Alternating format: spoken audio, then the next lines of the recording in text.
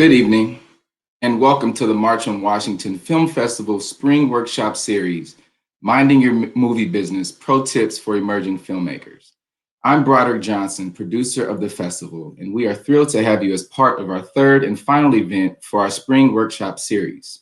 Each of these workshops, designed by festival board member and global entertainment attorney Craig Emanuel, are to share important tips in filmmaking from some of the best and brightest professionals in the industry.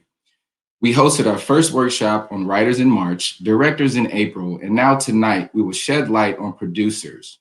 Film producers oversee all aspects and elements of a production, and they are also actively involved in the marketing distribution process.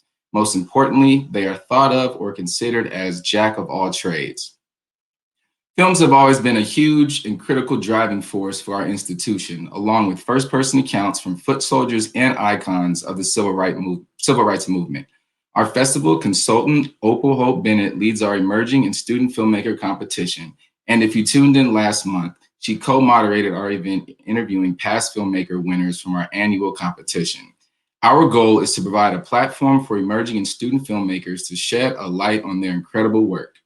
These workshops are curated and moderated by Craig Emanuel as part of the workshop series. We've screened selected short films by past winners of the annual competition, both narrative and documentary short featured films.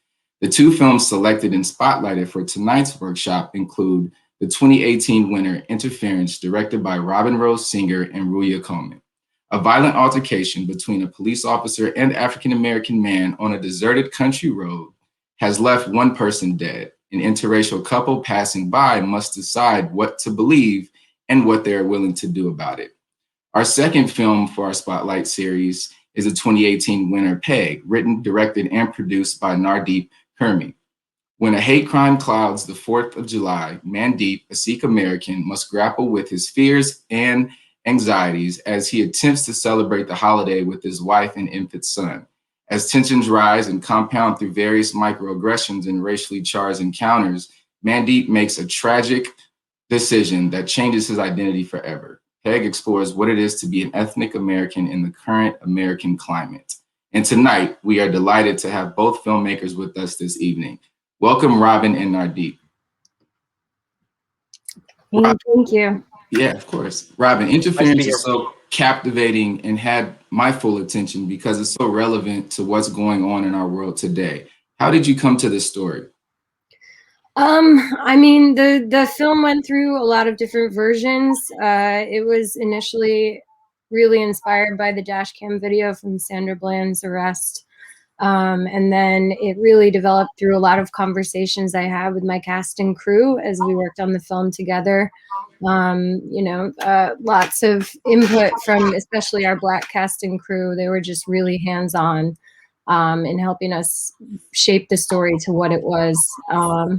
Risa Davis, Stephen Hell, Jamal Solomon, my DP, was incredibly instrumental. Michael Shenaver. So it really evolved as a sort of collective piece of work together. Awesome. And Nardeep, same question. Peg is so well crafted, smart, and focused storytelling that delivers its narrative with clarity. How did you come to this story?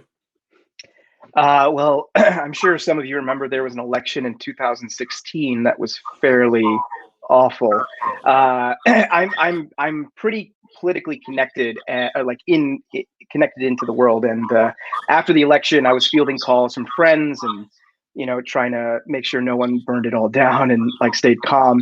And I was taking a break and walking to my corner 7-Eleven, and along the way, a truck drove by, and two good old boys had screamed, "Time to go home, Osama. It's our country again." And I hadn't heard that kind of rhetoric since post 9/11, and it just shocked me, being in liberal LA, that could happen on Sunset.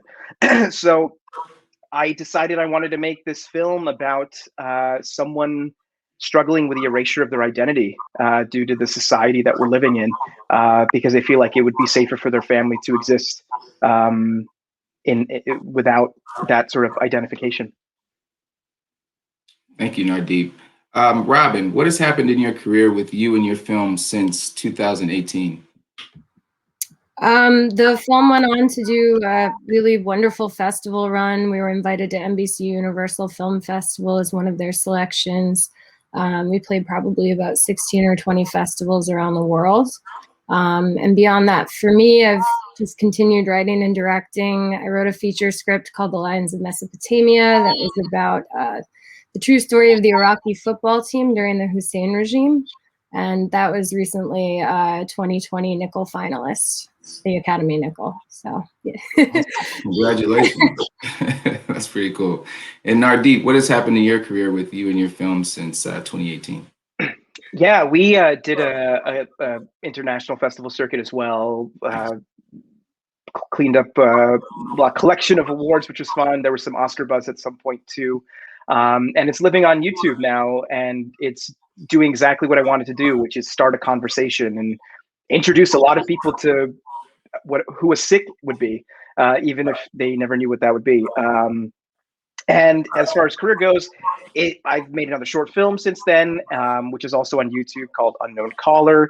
And I'm now in pre-production for my first feature, I think as a direct result of Bug, which is super exciting. So I'm hoping to make that in the next year. Thank you.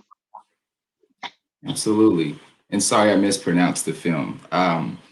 And last question, Robin, what 3 tips would you give other emerging filmmakers looking to establish their careers in the industry?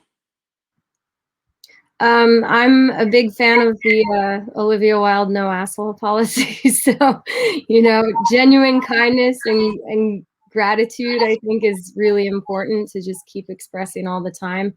I think taking initiative is really important in your career. No one's going to give you permission for anything. So it's really just about being a constant student, taking classes, experimenting, Googling all the things you don't know, volunteering, spending as much time on set as you possibly can. That's how I learned. So that's all I can really offer in terms of education. And then aside from that, I think that people should banish the word networking from their minds if they possibly can. I know it sounds kind of weird, but I think it puts people in a weird state of mind where they're approaching everyone as a sort of stepping stone in their career, whereas what you really want to do is, try to build genuine relationships with people. This is a people business. People are, our biggest commodity, I guess, in film. I would say, like, that's what making films is all about. So it's really just about making those genuine connections that'll hopefully last you throughout your career. Absolutely. Thank you. Nardeep, what 3 tips would you offer emerging filmmakers looking to also establish their careers in the industry as well? Yeah, make mistakes.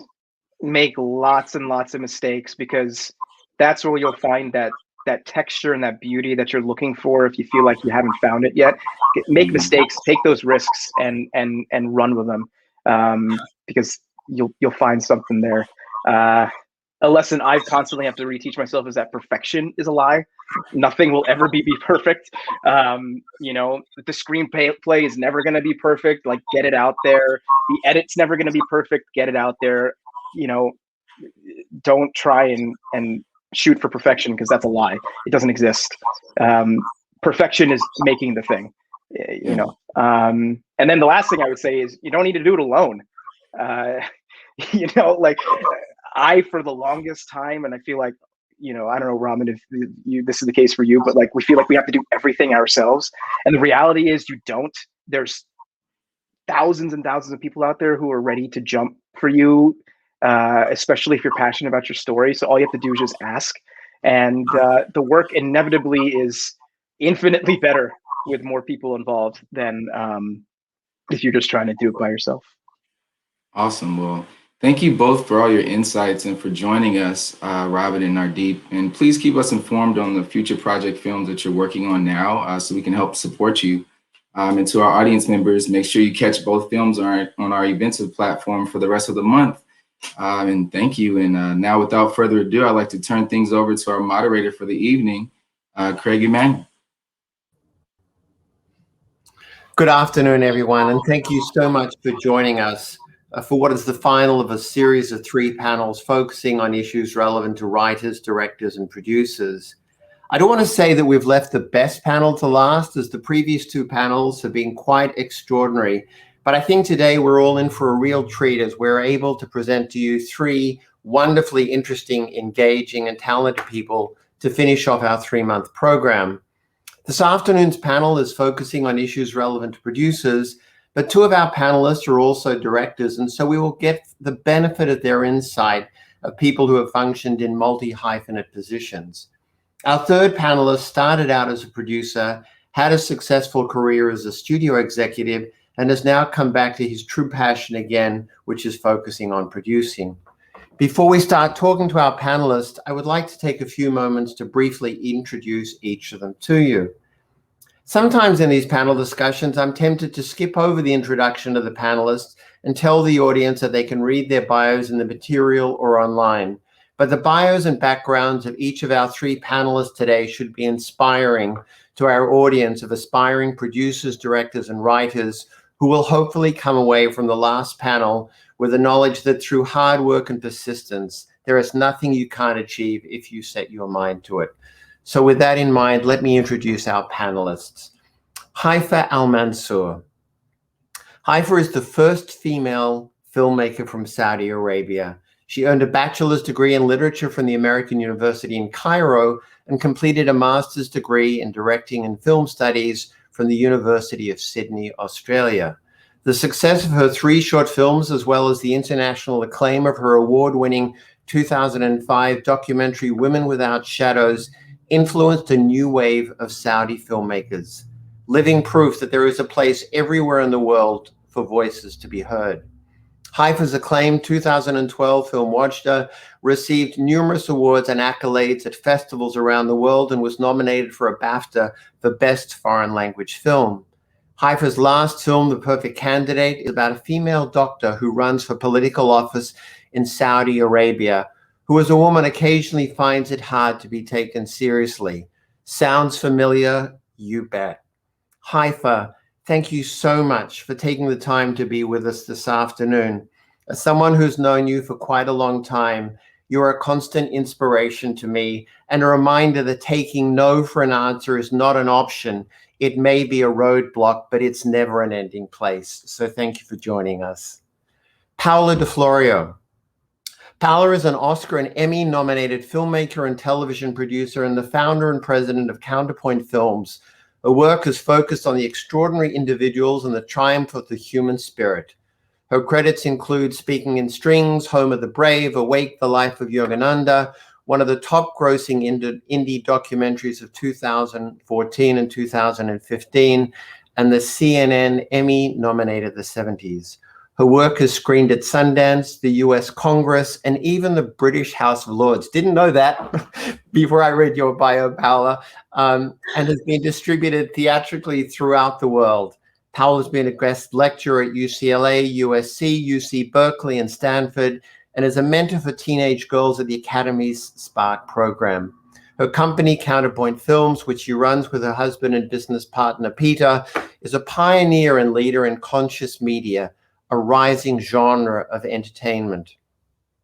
Paola, like Haifaa, has been an inspiring person throughout her career. She is also someone who it is impossible not to like. In the years that I have known her, I don't think I've ever seen Paola angry. She is always smiling and has a calming manner that is truly infectious. There is no doubt that Paola's work has been a strong influence in my own commitment to working with organizations that focus on civil rights and human rights related issues. And for that, I'm extremely grateful.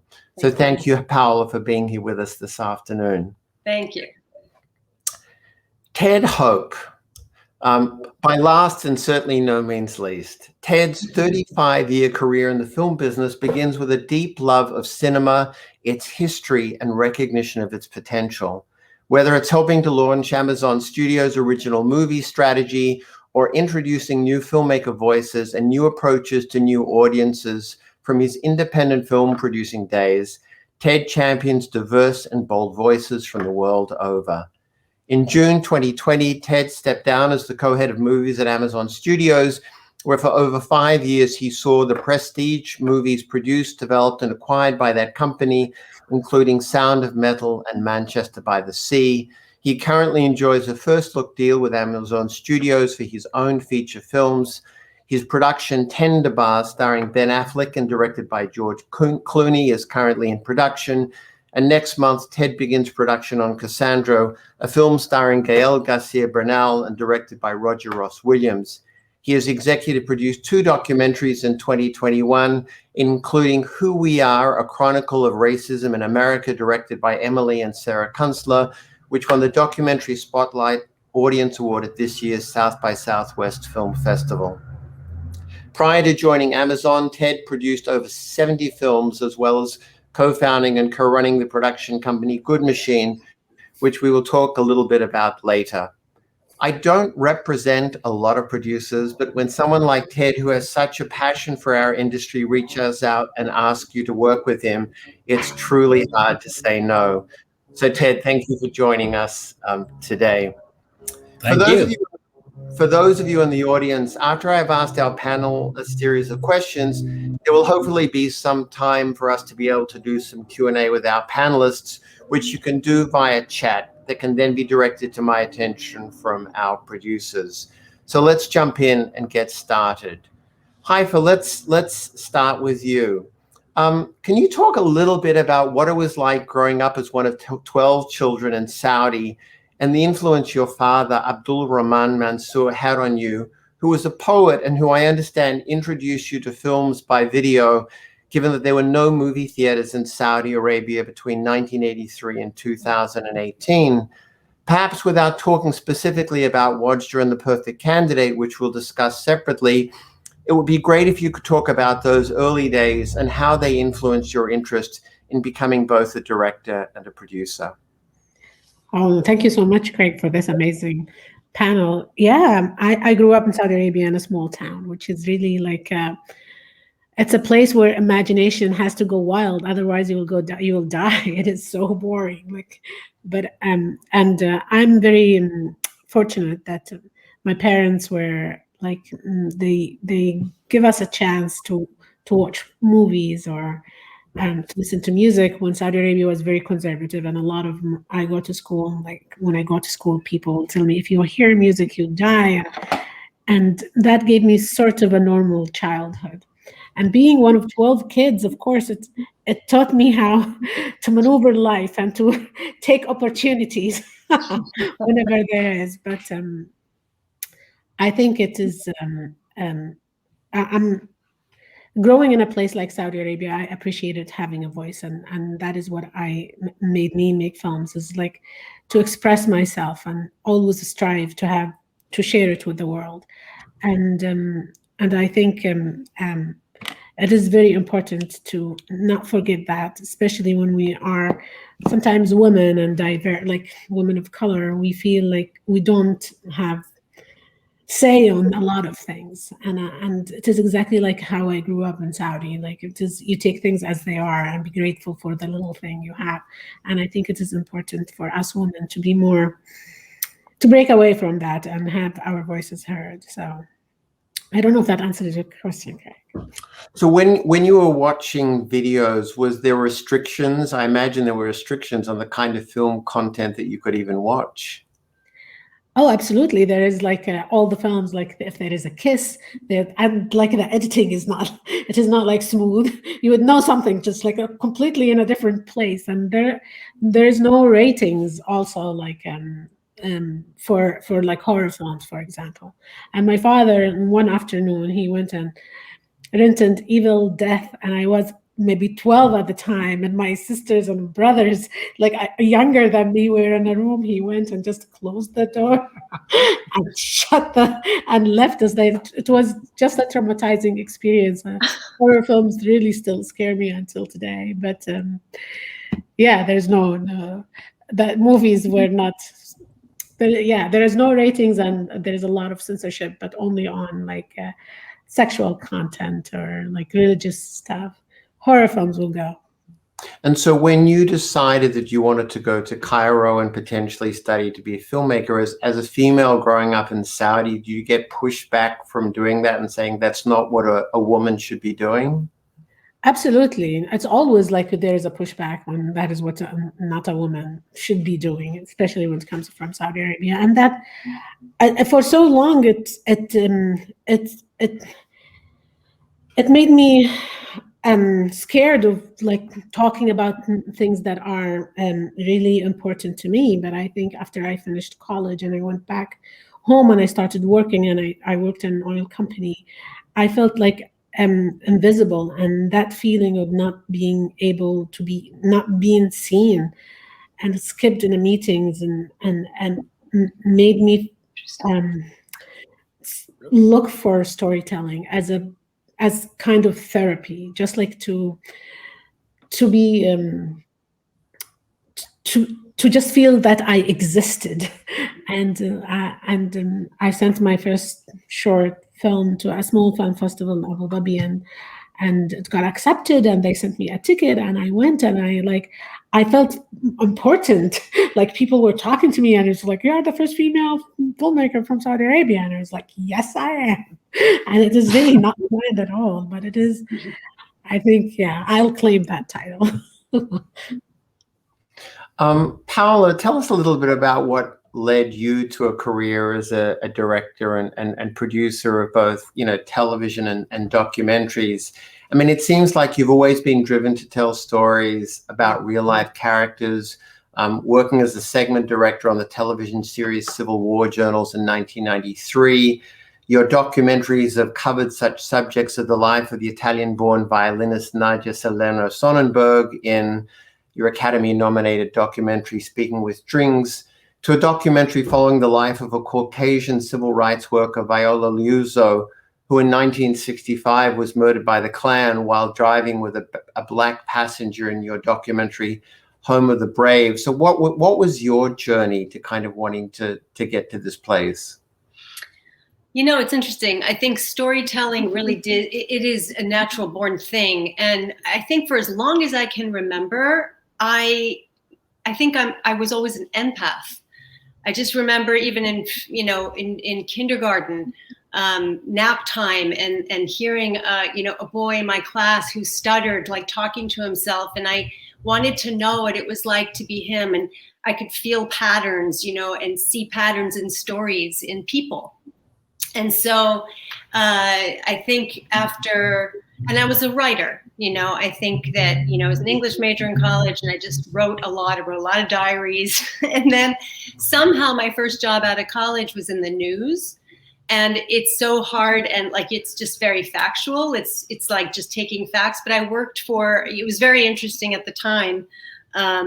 But that idea of slipping into other people's skins and having access to people anywhere around the world and really understand different cultures, different ways of thinking, it just came easily to me. And that led me to wanting to tell people's stories and represent other people's voices. Thank you. Ted, you've had an incredibly long and successful career, both as a film producer and as a production executive. Perhaps you could talk a little bit about the early years of how Good Machine came into existence and how you managed to cultivate relationships with such incredible first-time filmmakers as Ang Lee, Nicole Holofcener, Todd Field, Michelle Gondry, and Moises Kaufman. Sure. I think when you say long career, what you really just saying, you're so old, Ted. You're so old. That's the best way to have a long career is to grow old. Oh, that's right. We established that I'm older than you are, so I don't feel so bad. It's funny. I think actually the story starts, and then I was probably that 5-year-old kid on the mat near Paola, stuttering. I had a speech impediment. Took lessons, into my teens. I just happened to go back this weekend to see my mom for her 88th birthday. And she was just talking about how I compared to my siblings and so on. She was like, even though no one ever understood a single word you said for the longest period of time, you always had a group of kids who were following behind you because you'd make stuff happen. You know, you would organize the neighborhood, you would get everybody into trouble or build something, new and troubling. And I think that's really, whether that's true or not, it's certainly the myth that I told myself I could make stuff happen. I was super fortunate to arrive in New York City, at that moment that, literally the year that Spike Lee and the Coen brothers and Jim Jarmusch all released their movies. I was drawn there because I'd been working in politics. I dropped out of school and was working in politics. And because I was traveling to places where I knew nobody, I'd go see movies. And I didn't like most of the movies, but when I saw Susan Seidelman's Smithereens, I was really, taken by it. And I was like, I'm going to go to New York and try to make movies like this, and that period, you have to be somewhere where you can find folks who are like-minded. And, literally my business partner, James Seamus at the time, and Christine Vachon, who became a longtime collaborator, and Carey, who became a longtime collaborator. We all arrived around the same time. And, now that I've left Amazon and working on some new things, it's funny. I pitched both Christine and Anne my big idea. And they said, Ted, I've been hearing the same idea from you for 35 years. Now you're just finally getting to build it. It's like literally that sort of thing. And I think it's the fact is, all of us who arrived there, all those people you mentioned, it was a time before the industry got as sophisticated as it is now.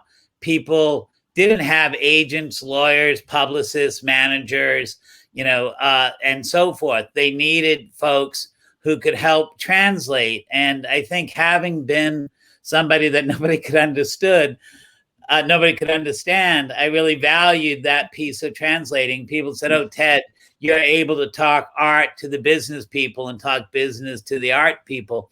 And I could talk production, to, how to get something made to those who hadn't made it before.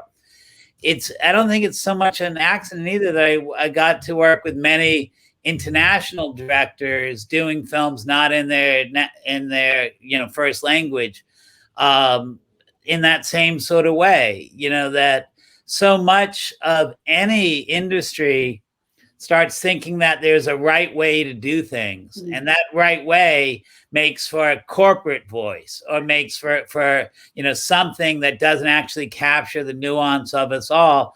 And really being someone who masqueraded as fitting in, but always felt like he didn't fit in, I really, took to how do we help make that whatever is unique about that individual come up and help be expressed, because that ultimately is the most universal thing, that we are all distinct people who need our voices to be heard and understood.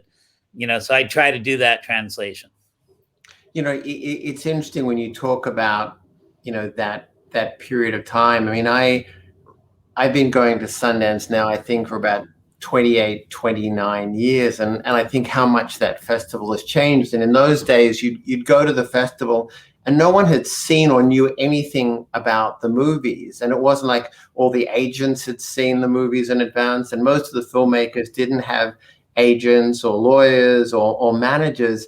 And I really started my career as a lawyer as going to these festivals, watching movies and just making cold approaches to filmmakers after the screenings and saying, look, here's my card. I love films and I'd love to kind of work with you. And that's kind of, how I started my career. And now, any film that gets into a festival, even people who I find that go to some of these labs who've never produced anything, they all seem to have agents, lawyers, and managers. And I actually think you can lose something by getting ahead of yourself, a little bit. So that there is definitely things to be learned, from the past. Yeah, if I could just cut in on that, just, I think one of the most helpful things that happened for me was the fact that you were able to build a community that was based around solidarity and helping each other in those early days. It was group learning at its best. There was no success in indie film. It wasn't what it was about at all. You were happy if you could support yourself. Still perhaps that way now, but nobody ever got rich for the longest period of time, and we would share all of that information. And I hope that it kind of feels to me that one of the nice benefits, though everyone won't feel it the same way, of the pandemic, is that as festivals come back into, real live events, I'm hoping the business steps out of it. The business will do the virtual part. They will do the piece of convenience for them to see it. And the people that love cinema, like I would go to Sundance on my vacation if I could, I would go, I'm dreaming of going to Cannes this year because I love it, not to do business, but because I actually love watching the movies, being around people that see movies, and meeting people who are my peers and talking about movies. And I'm hoping that all that comes out and we can leave a little bit of the business for a second, wave or period. I agree. Haifaa, throughout your career, in addition to being a director, you've obviously also functioned, as a producer, starting, with your first film, Watcher, which was a co-production, and more recently, Perfect Candidate, which was also, a co-production. I think I read that, in your case of your first film, it took more than 5 years to get made, and certainly there were some challenges and roadblocks along the way in trying to get a Perfect Candidate made, something I know, only too well. But for our aspiring filmmakers in the audience, perhaps you could describe just some of the challenges you faced in getting these films made and how you, overcame them so that perhaps, they can learn something from your experience. Yeah, I think it is very difficult for a first-time filmmaker always to find financing for their film. And you always hope after you do some short films or documentaries, you make the jump. But the jump is really to make a feature, you need a lot of money and it's a lot of collaboration. So it was, and especially in a place like Saudi Arabia where there is no industry, so it is hard for people to imagine that they're going to a place like Saudi Arabia and work. It took a while to convince people, especially Saudi was segregated at the time, but what I thought will help me is always to build collaboration with people on the script level. So I applied to Sundance Writers Lab, and I applied to every lab I know, every grant, and it was not only hoping to get some money here and there to finish the script and maybe have it translated, or it is more also building that network of people who are investing in filmmakers, and a new voice, and cultivating newcomers. And that is, I think, Sundance helped me a lot, and trying to find producers or fine-tuning my script. And it is not going to be easy for the, I don't want to make it easy. It needs a lot of hard work, and then you need to knock on a lot of doors. But one thing you should not forget as a filmmaker, because a lot of people, you will have producers who sometimes come and give you feedback, and it is important that you take that feedback and not to lose your vision but it is very important to have an open heart and to know how to, as a director and as a writer, to bring everybody rally behind your vision and benefit from everybody who wants to make the film better. And that is sometimes I had to remind myself as a young filmmaker, because I was really guarded, and I had the script was different when I was writing it. The mother dies, if you're familiar with at the end, and I went to Sundance and they told me there's a tone problem and all that. And then I applied to to the highest pitch competition in UAE, and the prize was $100,000. And then that is what made me like, okay, maybe I should really revise the script now. Money's talking. And that is when I really, it forced me to open my heart and forced me to really, like, maybe there's a tone problem. And I wasn't, and I stepped out of it. And I wrote the ending as it was in the film on that night, because here the carrot was like the $100,000, which we won. But I think it is important for young filmmakers to benefit from the experience of other people, and it's going to be a long way, but we should take no for an answer and be persistent. You know, it's interesting. I remember years ago, I was like maybe 20 years ago, I was in a panel at Cannes, talking to producers, and we were talking about the opportunity to get financing from different European countries and all kinds of other things. And somebody, stood up in the audience and said, look, I'm a producer and I've not found it possible to kind of get any of these things. And so somebody asked on the panel, said, well, what have you produced? And he said, well, actually, I haven't produced anything yet. And the person on the panel said, well, then you're actually not really a producer. And I mean, it is kind of funny, in the moment, but I think you do sometimes have to make a few compromises along the way. Even successful filmmakers have to make a few compromises, and it doesn't mean compromising your artistic vision for a film or for a project. It's about realizing, as I think one of the filmmakers spoke about before, it has to be a collaboration. You don't have to do it alone. There are some really good producers out there, and finding those people, feeling comfortable that maybe you don't need Final Cut on your first movie, and recognizing there are other people who can contribute. It's something for people, I think, to remember and take seriously. If I could just chime in on that, Craig, because I think there's an important thing that people sometimes forget, not to denigrate the legal profession and how important it is to build those good fences, on it. I would say, I think I've been involved in about 125 movies as either a key producer or a key executive.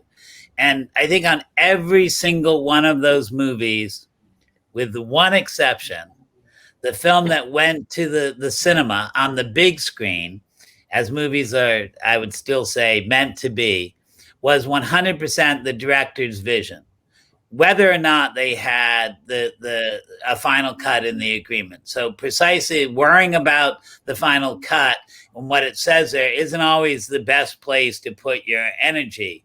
That so much of the type of movies that the people here make are the types of films that are going to be sold on the director's back. It's the director that's going to be speaking about them. And because of that, the reality is that they have control of the movie, because they're going to have to be speaking about it. And even on that one movie that wasn't as the director attended when it went to the theaters, the executive, a guy named Harvey Weinstein, realized his mistakes remarkably, and when he put it out on DVD and on television and elsewhere, it was the director's cut. So it didn't work in the theater. He let the director have what the director wanted thereafter. So it's pretty close to perfect. So thank you. Paola, you've also been both a director and producer, on your own projects. In the course of the last few years, it feels like documentaries seem to be enjoying a little bit of a renaissance. And I think probably in part that's attributable to streaming services like Netflix, who have really opened up audiences to, documentaries, which I think has been great. But I think despite that, documentaries like feature films, also have their own series of challenges in raising financing, both the development phase as well as the production phase. I think there's also the challenge in documentaries that, they often require a substantial amount of time from its genesis through the time it's being released. And often, that amount of time and limitations in budget can also, I assume, make it challenging for a producer who has to figure out how to live, during, that period of time. But perhaps you can talk a little bit about the genesis of some of your own documentary projects and how you identified those subjects and made, the evolution from those ideas into films, and, talk about some of the financing and challenges you faced to get them to the screen. Sure. First, I just want to say that listening to everybody, there is this common thread here of, really wanting to express something that you feel at your core is true. And that if you hold on to, I just feel that that's, I don't recommend my route, because it's like you can hold on for life with that and like never see something get done. But I think that there's something happening in the world right now, which is, we are being brought to our knees, the whole world, with COVID, with the way of life. Life as we are living it has become untenable in so many ways. And we're being asked to rethink how we want to relate to one another as human beings. And this is starting to express itself in stories. And I think that it doesn't go unnoticed to me that this festival, which is based on, this incredible, the March on Washington, and these themes of people that lived by their truths, right? They lived by these truths that gave them the strength and the power to stand up for something. And I feel that, Martin Luther King, Gandhi before him, the satyagraha, that whole concept of just, the force of truth. I think as storytellers, like, we kind of hold that space, not to put ourselves like on the same level, but to say that I borrow from them. Martin Luther King is in my office, in my home office, it is. And so is Gandhi. It's like, these are people that just like at their core have a sense of what they needed to hold on to. And I think we bring that to the work that we do. Documentaries are impossible to make. It can be as easy as going in and pitching something, but I think for so many people, it's a long journey of making something that either is unique and people don't see it right away. There's so many no's. And like you said, Craig, it's like, how do you have to somehow get through that phase when you have something to show that somebody's going to bring more to it.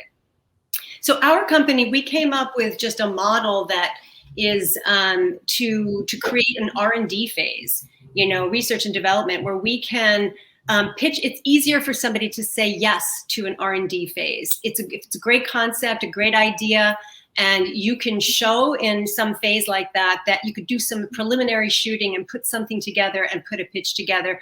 Then you take that next step together. And in that process, you really find out who you want to work with too. So it's like, if you feel great and there's synergy there, then you want to go on the road together.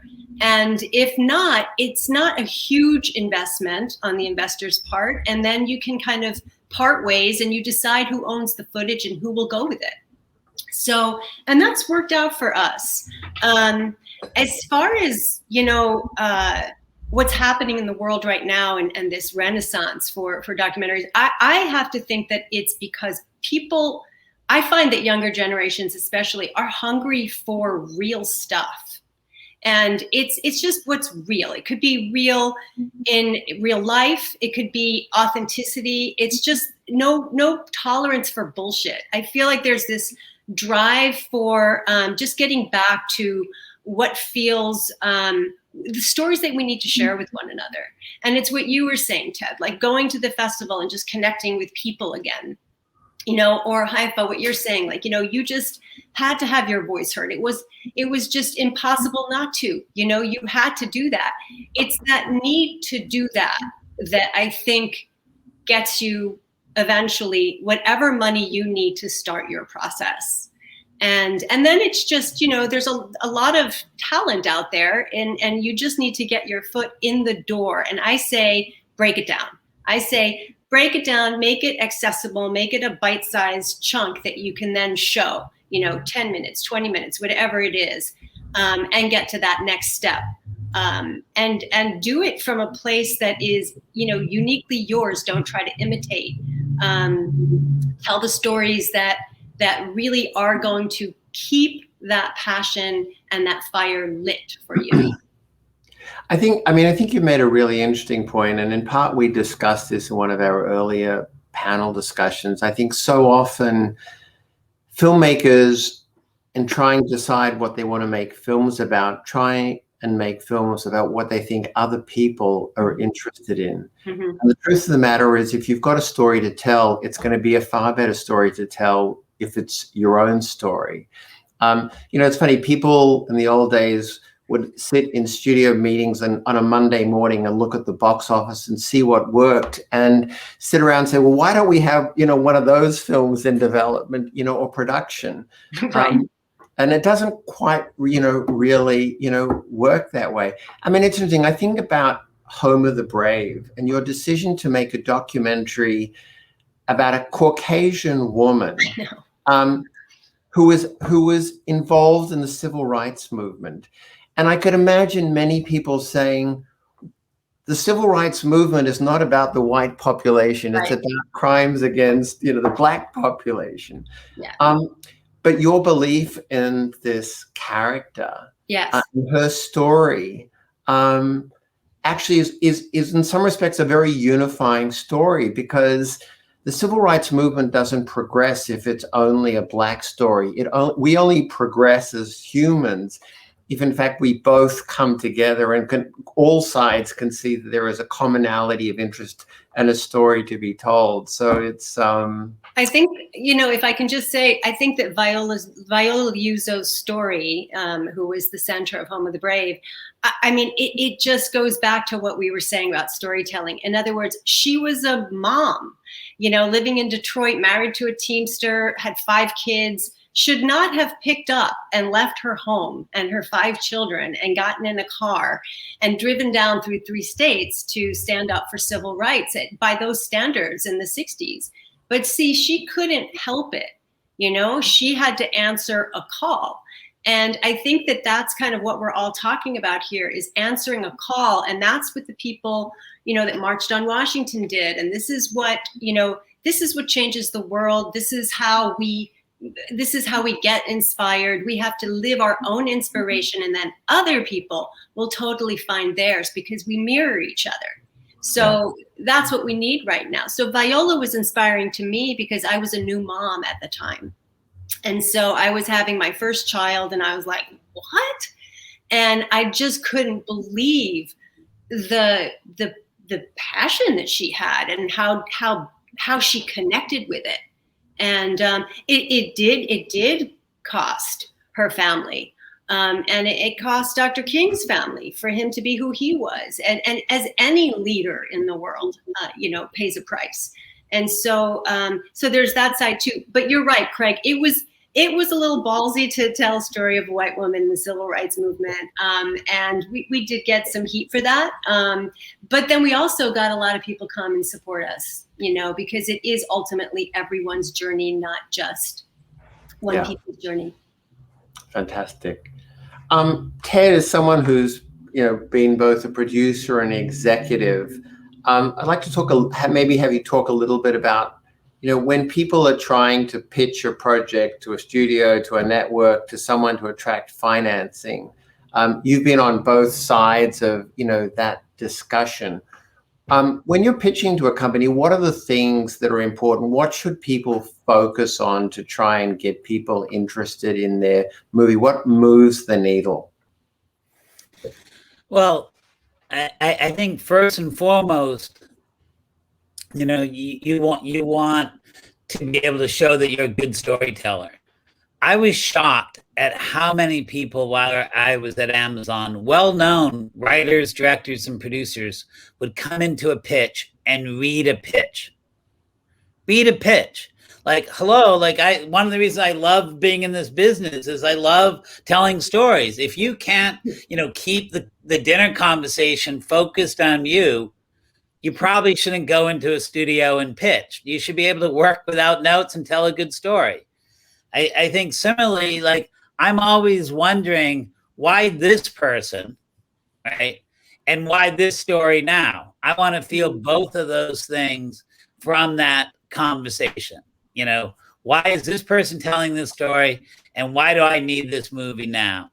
And ultimately, I'm trying to get those signals of like, we're going to go, you know, have really tough times together, who's ever making this movie. And do I want to feel like this person's got my back? And do I believe this person can trust me that I will have their back? You know, like that's a big question. Will I want 3 years down the road, will I still want to be having dinner with them and excited about the conversation that we're going to be having? Because it's going to take that long. Mm-hmm. I'm trying to see if they can pick up, you know, the clues that I'm giving, you know, in terms of where I'm enthralled and where I might be pushed back. What is their emotional intelligence that's there? Because that's really about what they're trying to communicate through the screen. How are they going to, you know, be able to move people, hearts and minds, you know, energy and all of that. I believe that cinema is a dialogue with the past, connected to this moment in time we're all sharing with a dream for the future. And I want to see how they're carrying that conversation forward. What are the references? You know, how it speaks of our life today, the why now, and what is the dream. Like, I believe that things are beyond the movies. The things that we make are well beyond just stories, right? That we're introducing them to new people, new ways of life, designs for living, philosophies, beliefs. And that's all a super passionate and intriguing thing. It's why we're gathered here right now. Like, we love to hear how different people think about different things. And I'm looking to see where that engagement is. Now, I accept that there are different types of filmmakers. There are the shooters. There are those that are very character-oriented. There are those that kind of create something unique and distinct in that specific moment. And there are those that plan it out, you know, step by step by step. Personally speaking, I found that I work better with those that believe in what I call the experiment over the proof. I like to have something where we're all trying to learn as we go, and we're trying to create something new. We're trying to engineer serendipity and capture that unique thing that is about how do we reach beyond our grasp for something more, and sometimes bring it down to earth, right? It's really kind of a remarkable thing. And I think that all of that kind of speaks of the type of people who like to be in service of something greater than themselves, that want to be part of a team and part of something larger than just themselves. There are a lot of people you realize when you're in the room with them, there's no one else there with them. The room is not even big enough for them. And those folks, you know, more power to them, but I don't need them. They don't need me, you know. So I'm looking at all those things. You know, the question so much of like, what does the market want? And, you know, am I giving you one of those things that was the box office last week? You know, that's all changing so fast. It's so fascinating, you know, both due to the tools we have and our means of release. Like, we've never really been able to conceive of, design, execute, and deliver movies about this specific moment in time as much as we can do that today. And that's really exciting, you know. And then similarly, the way that we tell our stories no longer resigned to a single platform, that the story, the world can be communicated in different ways across different platforms simultaneously, that gives audiences a whole new realm of participation. All of that is so exciting that I just think, you know, if I can't feel the excitement about what it means to make a movie today, like some people are just like, wow, it's so hard, it's so terrible, but there's so much opportunity to do things in new and different ways. Like I feel like we are particularly sitting in this moment of transformation that is desperate and wonderful, and I like to see, that in a pitch. Like, just give me that pitch back. It's easy, right? I think a lot of it, just like the final tag, is respect, right? You go in to pitch somebody, you can walk out with $10 million, $20 million, $100 million, $1 million, whatever it is. So much hinges on that. Do the work, be prepared, put yourself in their shoes, what they would expect to hear from that. No, you don't deserve anything. They don't deserve anything except our mutual respect and dignity, and deliver that in the room, and it'll bring you a lot. Thank you. Haifaa, as a woman from Saudi Arabia trying to produce and direct films in both the West and in Saudi, presumably that's created some challenges, over the years. Coming from a Muslim country, do you think that you've faced greater barriers in the US than might have otherwise been the case? And I'm curious to know if you think that over the course of the last few years, where there seems to be a growing appetite for more diverse voices, have we changed and evolved? But I'd be curious to hear your thoughts on those things. Yeah, I think still foreign filmmakers, and whether in the US or in the Arab world, need to assert themselves. And it's not easy to trust women because they don't have the track history. They don't have the same kind of resume to helm like $100 million budget film. Those paradigms have been shifting lately. So I feel very fortunate that I came in, and there is a conscious decision within the industry to re-examine its approaches, and especially when it comes to women and other and bring in diverse talent more and give them more opportunities to shine, which wasn't like the case 10 years ago. So I feel like the world is really changing here, and I'm really presented with better opportunities now than before. And also, like, I work on making my resume. Trying to work hard really on trying to build, take the initiative, not wait until I'm just complain about there's no opportunities. Try to write my works, try to produce my films, try always to create opportunities. And I think in that way, a lot of there's more pressure for us women to assert ourselves, to put ourselves out there.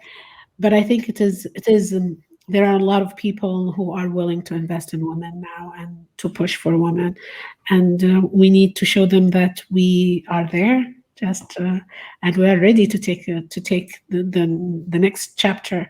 So I'm really excited to see the Oscar having the first female of color winning the Best Director and Best Film. That is a great moment in our history, which is amazing. Thank you.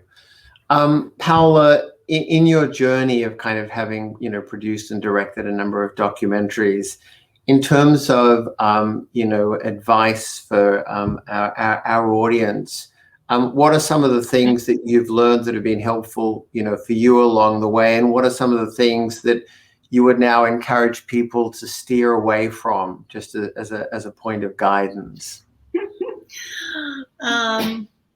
Well, I think that what I said earlier about sort of anchoring into your truth, I really do feel that in terms of not feeling like you have to fit a square peg into a round hole, I really like that message to land with filmmakers, all over, because we really need different perspectives, and we need new ways of thinking in the world right now. We need to be uplifted by people's, in ways that I don't always see. So I really, really recommend trusting, getting your own compass really, really clear, and then going from there.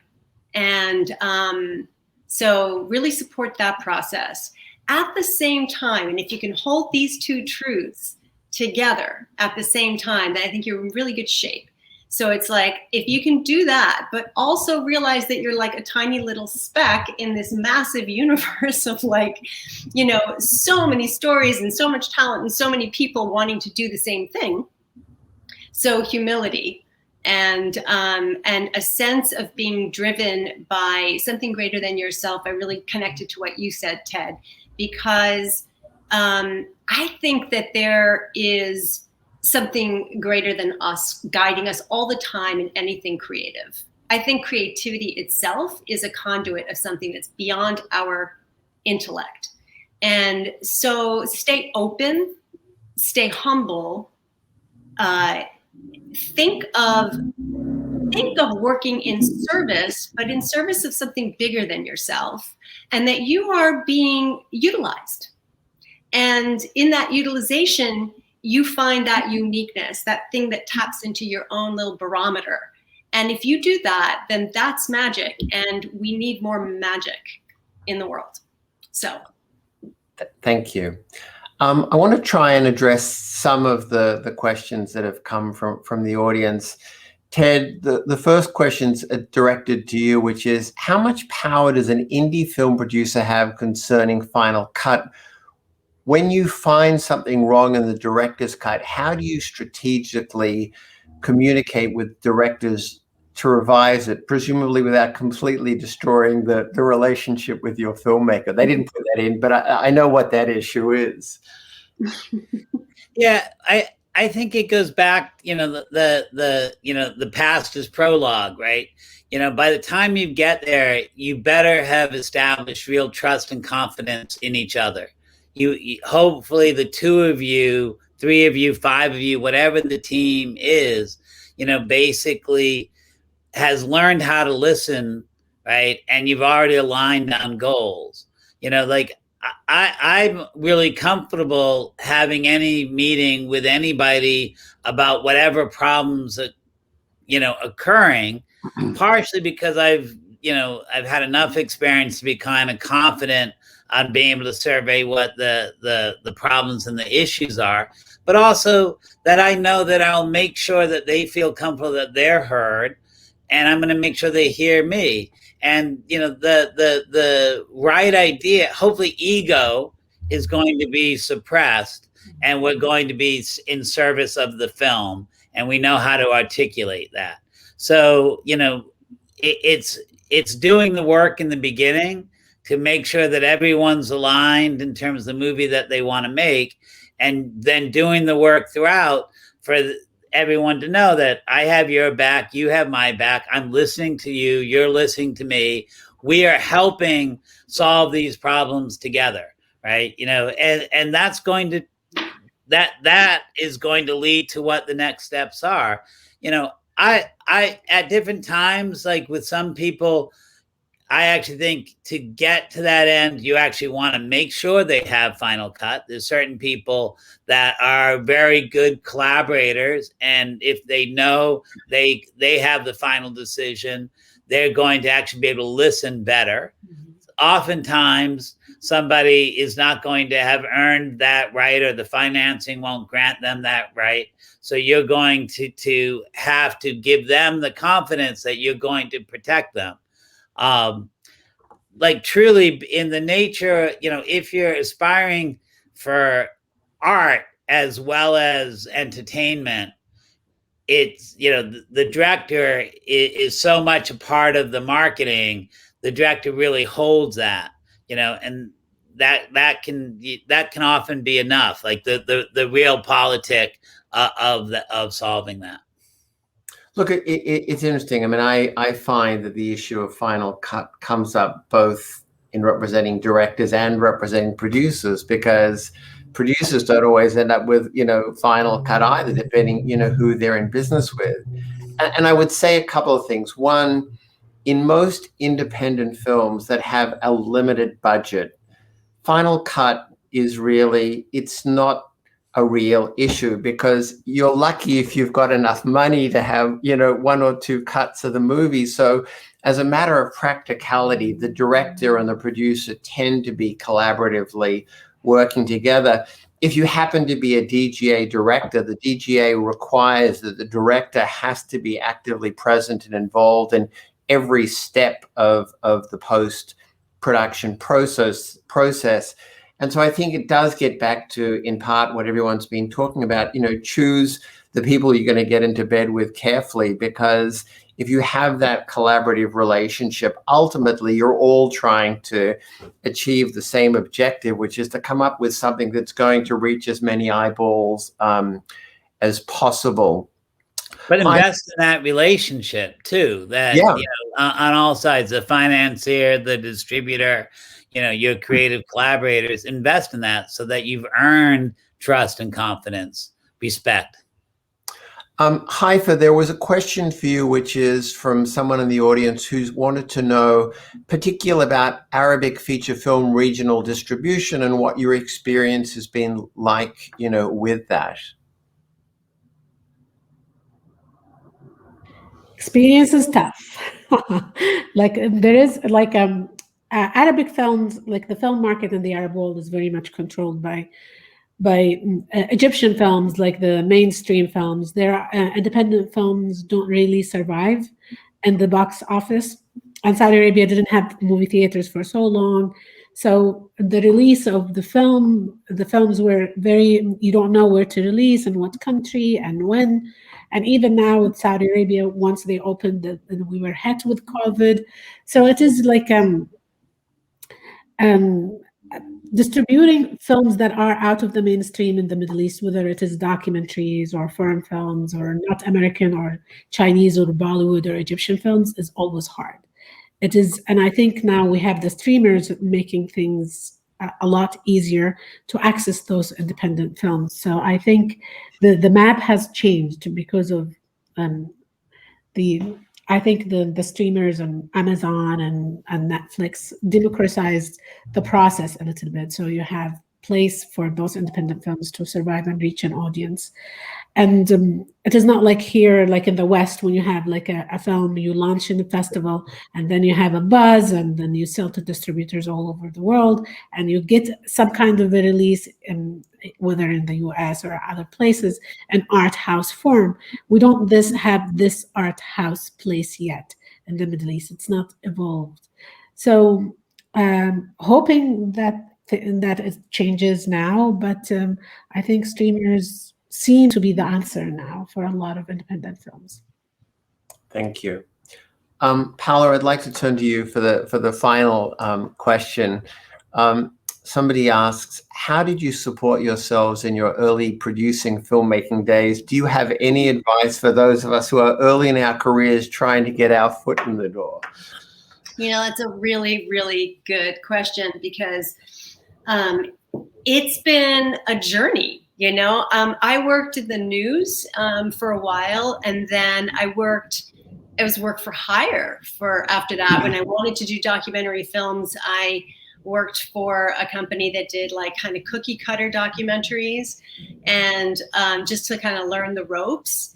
And I kind of hit like creative bottom. Like I got super depressed, and I was like, I can't believe that this is what I want to do. Like that was like my dream, was to go and do these documentaries. And it wasn't until I saw Barbara Koppel's American Dream, and I just thought, oh my God, like just the way her films just get right under your skin. I just thought, like, that's what I have to do, and I don't care what I have to do it.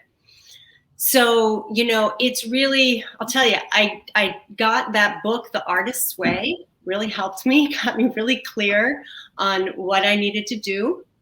And I balanced out being work for hire and doing my independent projects. And that's kind of how I did it. And I tried not to get super depressed in the process. And sometimes it worked out brilliantly. And other times it was just more of a struggle. And then what happened was, when I started becoming a mother, I was like, I moved into the area of being more entrepreneurial. And so we moved my husband came to work with me, and we worked together, and we started to be consultants on other people's films. We guided them through the creative process. And I found that I could kind of make it work that way as a consultant, and then also do projects on my own. And now I'm doing I've moved into sort of a more entrepreneurial stance. So I'm doing things way out of my league, and I've just gotten into the business of really finding other people that know how to do the things that I want to do really, really well. So one of them is like a music festival. And it's totally based on all the things I really deeply care about. Story-wise, it's still storytelling. It's bringing the world together. It's a peace and music festival. It's in another country. And I'm working with people that are just smarter and better. And I'm learning a ton and having a lot of fun working with people all over the world. So it's worked out to be very versatile. So I think the number one quality that I've learned as an independent is to be adaptive.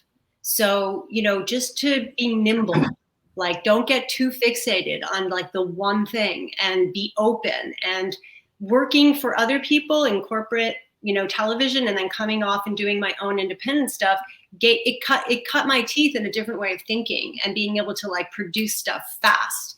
And that's good, especially when you have other people doing that for you, and you really know like what it means to go through the paces. So yeah, I think being adaptive and realizing that you're constantly, I'm constantly reinventing myself. That's kind of how I've survived in the business. Thank you. I'd just like to make a couple of comments as we wind this up. And I think back over the last 3 panels that we've done. And I think the one thing that we all agree with, that this is a time where there are some great stories that are out there to be told. I think it's a time where there's some great stories that need to be told. I think one of the reasons that we live in a challenging time is that there is sometimes a lot of talk and not a lot of conversation. I think there are a lot of people who look at particular issues in the world and they don't understand and haven't had the benefit of the opportunity to understand both sides of the conversation.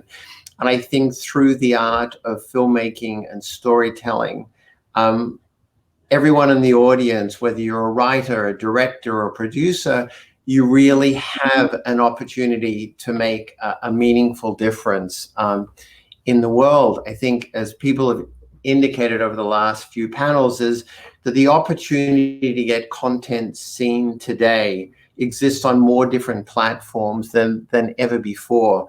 People, when they're thinking about film festivals, they think about Cannes and Sundance, Toronto, but there are websites that will let you know that there is a film festival going on somewhere in the world every day of the week. And often there are festivals that cover every conceivable subject imaginable, some which are not for less than primetime television content.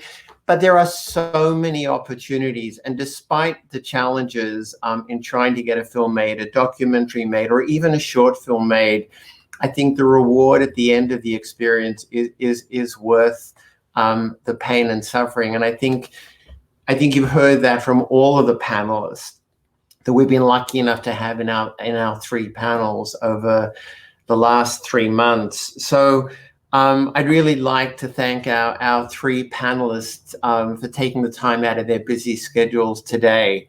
I hope it's been as inspiring to our audience as it has been to me to listen to the 3 of you. I would be remiss if I also didn't thank the people at the March on Washington Film Festival and the amazing producing team that's helped produce these panel discussions, because I sure as hell couldn't have done it without all of you. So thank you all so much. And in closing, I'd like to turn this back over to Broderick, who I know is going to make a few closing remarks.